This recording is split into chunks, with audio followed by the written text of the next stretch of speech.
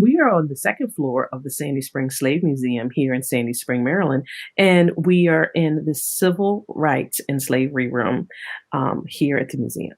What we're looking at is the wall in which it shows many artifacts and photographs. Um, it's the aim of most of these objects and artifacts was that of ridiculing back Black folks. So you will see black face play scripts that show white minstrels and dancers.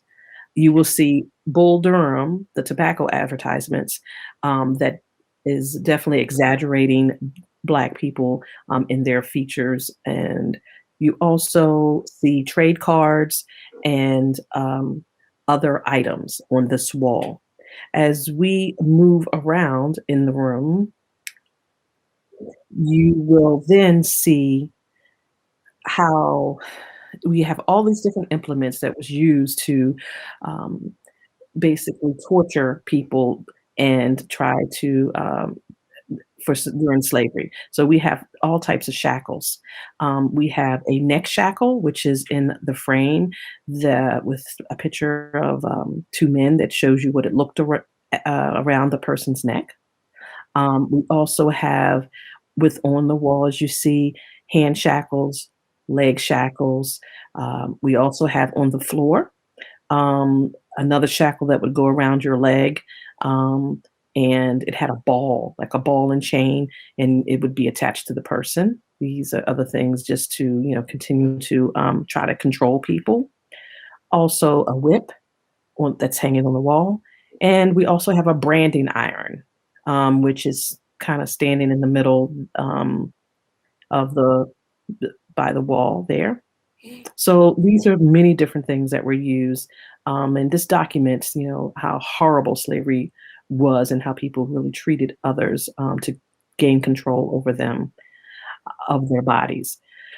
We keep moving into where we see two figures that are standing there that have robes on. These are KKK authentic robes. One is more grayish, or probably was darker when it first was made, and then the other one's white, which is what most people might think of when they think of KKK. These have come from Ellicott City, Maryland, and these are authentic artifacts. And of course, this is during a time when, right after slavery, these different uh, terrorist groups really begin to flourish. And continuing around the room, we see on this wall, there's many different documents. Many of them are connected with the slavery and inventories. So some of them actually show the names of enslaved people and who owned them, but it lists their age and the amount of money they were worth. There are other documents here on the wall that also represent, people giving people to someone in their will. And we have quite a few documents that highlight the horrors of what people really did when they owned someone else as property. In this corner here, we have a few things. Within the little case is it shows a group of people in a coffle, and that's what basically when folks were captured. They were then, chained together, and they had one person who was in charge of that group, and they would walk, hundreds of miles to wherever they were captured, to the shores, and to board the ships to come to over here in the New World. Or we also have a lawn jockey. That is the little fella there standing. These This lawn jockey. You would see many of these in many people's yards. They still exist in many places in America. Um, but the lawn jockey, there are two stories that are connected to him. And, one has to do with um, the first president, George Washington, having a young enslaved boy who was traveling with him while he was fighting and one of the battles. and it was cold and it was freezing that day. And eventually, what happens?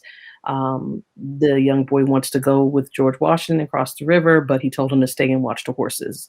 When they returned, the little they called him Jocko, um, was frozen to death while holding the horses. So President Washington was pretty moved by this and commissioned to have some statue made in his likeness. That's one story. Another story is that these little objects were built to help people who were freedom seekers along the Underground Railroad, and that there was usually a lantern connected to his hand, and if maybe a candle was lit in the lantern, that was a signal if the freedom seekers knew to look for something, that this particular place was a safe place to be or a safe house. So two different things, but it's very interesting nonetheless. And if we keep moving around the room, we have here.